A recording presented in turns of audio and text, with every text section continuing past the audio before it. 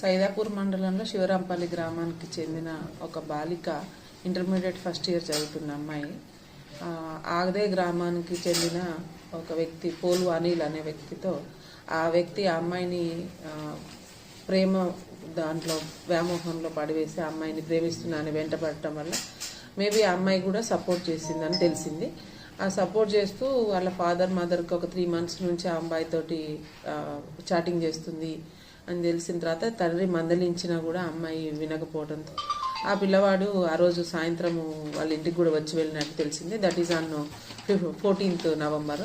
అయితే తండ్రికి ఏ విషయం తెలిసిన తర్వాత అమ్మాయిని కొంచెం కోపం చేస్తే అమ్మాయి ఆ అబ్బాయిని ఎక్కడ వెళ్ళిపోతుందో చెప్పినా వినట్లేదు అనే ఒక భయంలో ఆ పిల్లని పాయిజన్ ఇచ్చి ఆ పాపని పాయిజన్ ఇచ్చి మళ్ళీ ఎందుకన్నా మంచిది మళ్ళీ బతుకుతుందేమో అనే ఉద్దేశంతో గొంతు నులుపు కూడా తల్లి తండ్రి సొంత తల్లిదండ్రులు ఆమెని చంపేసి తెల్లారి పొద్దున్న ఆమెని పోలీస్ స్టేషన్లో ఒక దరఖాస్తు ఇచ్చారు. ఆమెకి కడుపు నొప్పి ఉంది, అందువలన చనిపోతుంది, ఆరోగ్యం మంచిగా లేక ఇబ్బంది పడుతూ చనిపోయింది పాయిజన్ తీసుకోనని కంప్లైంట్ చేయడం జరిగింది. కానీ కొంచెం మాకు సమాచారం అందింది ఆమె ఎట్లాంటి ఆరోగ్య పరిస్థితులు ఉన్నాయో ఒకసారి చెక్ చేసినాం. ఆ సిచ్యువేషన్ అంతా కూడా కొంచెం మాకు సస్పిషియస్ అనిపించి దాని మీద పూర్తి స్థాయి విచారణ చేసిన తర్వాత దానికి సపోర్టివ్గా మాకు FSL రిపోర్ట్ కూడా రావడం జరిగింది. ఇది గొంతు నులిమి చనిపోతే థైరాయిడ్ బోన్ అనేది ఫ్రాక్చర్ ఉంటుంది.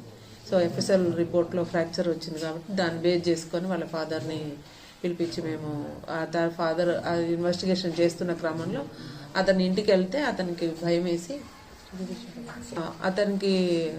వేసి అతను ఏం చేశాడంటే ఆ గ్రామంలో ఉప సర్పంచ్ దగ్గరకు పోయి అవును నేనే చంపినా, నేను నా భార్య కలిసి చంపినాం, ఎక్కడైతే మా పరువు పోతుందో మనం చెప్పిన మాట వినకుండా ఈ అమ్మాయి అతనితో వెళ్ళిపోతుందో ఈ పోలు అనేట ఆయన మ్యారీడ్ వైఫ్తో గొడవలుండి 498 కేసు కూడా ఉంది ఇదే పోలీస్ స్టేషన్లో.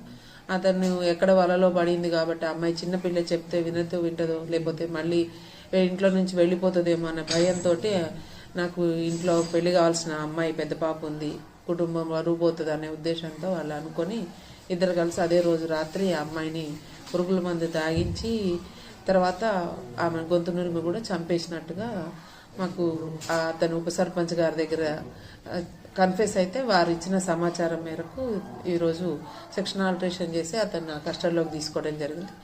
కస్టడీలో తీసుకున్న వెంటనే అతని భార్య ఇద్దరు కూడా వాళ్ళు చేసిన నేరాన్ని ఒప్పుకున్నారు. దాని మీద ఈరోజు అరెస్ట్ చూపించి మేము జ్యుడిషియల్ కస్టడీకి పంపుతాం. ఈ వీడియో కనుక మీకు నచ్చినట్లయితే వీడియోని లైక్ చేసి మన ఛానల్ని సబ్స్క్రైబ్ చేసుకోండి.